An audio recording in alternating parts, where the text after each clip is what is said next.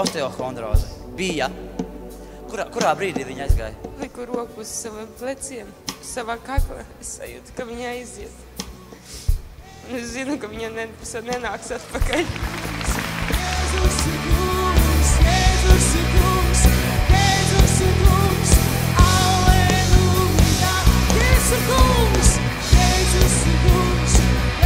Čau!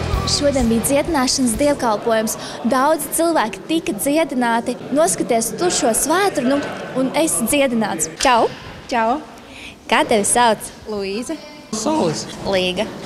Kas tevi uzrunāja svētrunā? Man uzrunāja tas, ka ir ļoti svarīgi satikties ar Dievu. Personīga tikšanās, kas ne tikai nes dziedināšanu, bet kas izmaina visu cilvēku arī viņa sirdi no iekšienes. Kāpēc cilvēkiem ir slimības, nabadzība un citādas problēmas? Slimības, nabadzības rodās caur viņu pašu grēkiem un caur viņu senšu grēkiem. Jo tuvāk cilvēks ir Dievam, jo viņš ir svētītāks. Ja cilvēks meklē Dievu, ja viņš grib satikties ar Dievu, ja viņš tuvojās Dievam, tad Dieva klātbūtnē nav ne grēka, ne slimības, ne nabadzības, ne lāsti. Un Dievs paņem projām to visu no viņa dzīves. Tevi Dievs ir kādreiz dziedinājis? Mācies lūdz par mani un izdzina to astmas garu. Un kopš tā laika es esmu dziedināta, man pazūd visi simptomi, man nav ne nogurums, ne tāds kleps. Man bija grūti ar cilvēkiem sarunāties svešiem. Man bija kaut kāda aizvainojuma ļoti bieži uz cilvēkiem. Man bija lietas, kurās es domāju, ka es esmu pati labākā, un es nevarēju noskatīties, kā tas cilvēks to dara, un liekas, tas ir tik nepareizi. Un nemācēja cilvēks pieņemt, ka viņi ir dažādi, nemācēja viņus novērtēt. Šo brīvību un atbrīvošanu, visu dziedināšanu mēs varam noturēt tad, kad mēs esam ar viņu. Mēs esam ar viņu, kad mēs tiekamies ar viņu.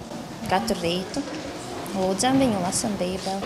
Kāda ir atšķirība starp Dieva piedzīvošanu un tikšanos ar Dievu? Piedzīvojums tas var būt tā var būt gan dziedināšana, tas var būt emocionāls piedzīvojums, bet tas pāriet. Un ja mēs neuzturam attiecības ar viņu, tad mūsu slimības var atgriezties. Un tad turpin dzīvot savu veco dzīvi visdrīzāk. Kā mēs varam būt pārliecināti, kad aiziesim uz debesīm?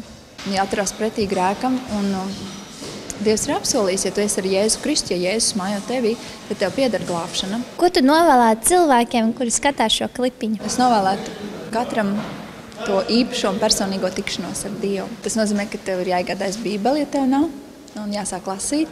Un jāsāk lūgt Dievs tieši tā, kā tu māki ar saviem vienkāršiem vārdiem. Jo Dievs grib katru cilvēku, viņš grib katram cilvēkam atklāties, viņš ir ļoti tuvu tev. Atceries, gaidam tevi katru sestdienu 14:00 Zinātņu akadēmijā un nāc un iepazīsti dzīvo Dievu.